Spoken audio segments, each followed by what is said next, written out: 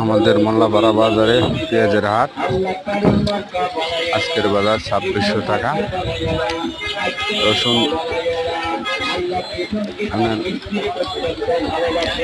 72 থেকে 7,500 টাকা পর্যন্ত বিক্রি হচ্ছে মোল্লাপাড়া বাজার।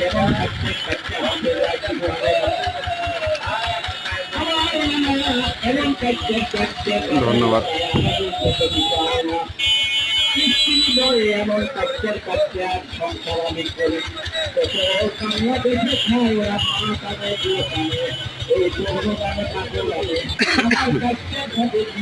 মোল্লাপাড়া বাজারে আজকে পেঁয়াজের বাজার 2200 টাকা। আর দেখতে পারে না,